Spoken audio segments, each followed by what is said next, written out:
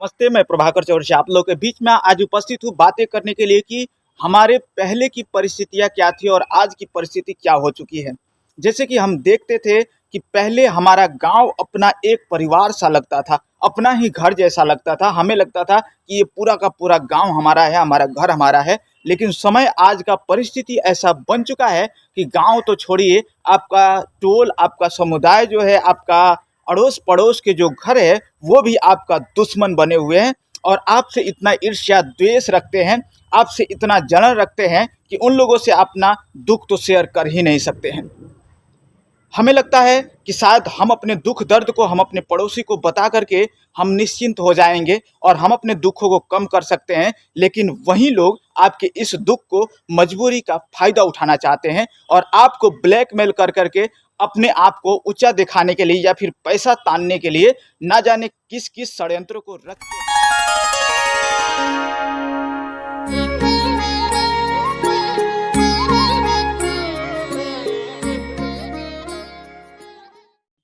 लेकिन हम चाहेंगे कि इस परिस्थिति से हमारा समाज चलने वाला नहीं है।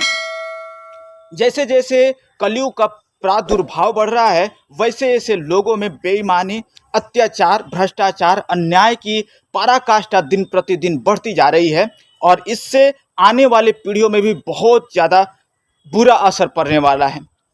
तो आज हमारे पड़ोसी ही क्या, हमारे गांव ही क्या, हमारे अपने ही परिवार वाले लोगों में भी इतना ईर्ष्या द्वेष बढ़ने लगा है और ये हर घर घर की कहानी है।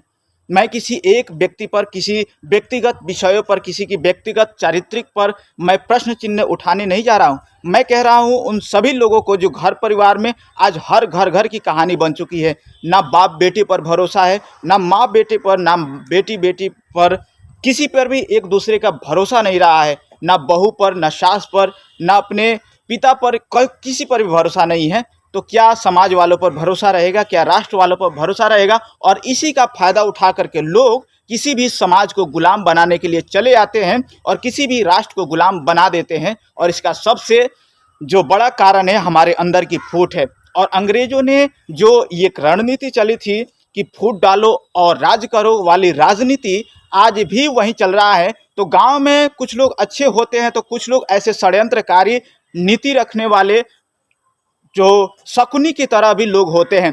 तो इससे आपको ये पहचान करना चाहिए कि यहाँ पर कौन शकुनी है और कौन कृष्ण है। कृष्ण की बात मानेंगे तो भगवत गीता को अपने फॉलो करके अपने जीवन को चारित्रिक बना सकते हैं और वहीं पर शकुनी की बात मान करके अपने जीवन को बर्बाद कर सकते हैं। सिर्फ अपनी ही जीवन को बर्बाद नहीं, बल्कि कौरव में सारे उनके पुत्र मर गए, 100 पुत्रों को बलिदानी चढ़ानी पड़ी और ना जाने और भी कितने जनता का बलिदान चढ़ गया। उसी तरह अगर आप शकुनी का बात मानेंगे तो आपका समाज, आपका राष्ट्र, आपका परिवार, आपका भाई, सब लोग बर्बाद होंगे। तो हम क्यों वो ईर्ष्या द्वेष को अपने अंदर रखते हैं? क्यों ना उसे मिटा करके भगवत गीता की वो ज्ञान, अमृतमय ज्ञान को हम स्मरण करें ताकि हम अपने जीवन को सर्वश्रेष्ठ बना सकें।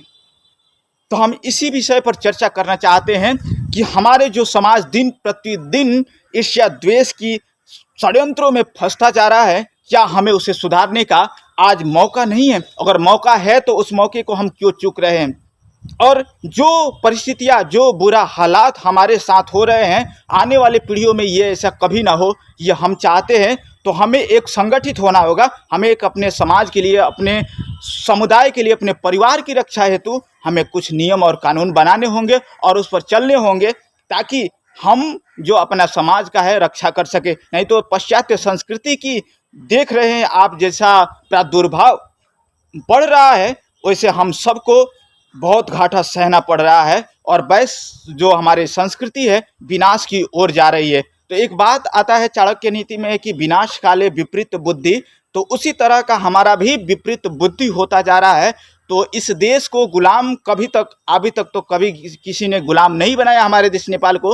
लेकिन अगर ऐसी ही परिस्थिति रहा, हम लोग एक दूसरे से फूटते रहे, तो गुलाम बनाने के लिए कोई भी राष्ट्र आ सकता है, आगे आ सकता है, हम लोगों को तोड़ सकता है। जैसे हम मधेश पहाड़ के आंदोलन में हम लड़ते हैं, जातीय लड़ाई करते हैं, हम धार्मिक लड़ाई करते हैं, तो हम एक दूसरे को कमजोर ही तो कर रहे हैं, हम अपने देश को बर्बाद ही तो कर रहे हैं, अपने गांव को, समाज को, आने वाली पीढ़ियों को बर्बाद कर रहे हैं। तो क्या इस परिस्थिति से हमें बाहर नहीं निकलना चाहिए? क्या हमें अपने राष्ट्र को सबल बनाने के लिए, सक्षम बनाने के लिए, मजबूत बनाने के लिए, आत्मनिर्भर बनाने के लिए हमें कुछ करना नहीं चाहिए? अगर करना चाहते हैं तो यूनिटी इज स्ट्रेंथ जो कहा जाता है, तो एकता में ही बल होता है। उस एकता को हमें बचाना चाहिए और एक दूसरे में ये सब में ये खबर रखना चाहिए और हमें आगे बढ़ना चाहिए। ये इतना बात कहते हुए मैं अपना विदा लेना चाहता हूँ। नए हैं तो चैनल पर आए हैं तो सब्सक्राइब करके जाइएगा।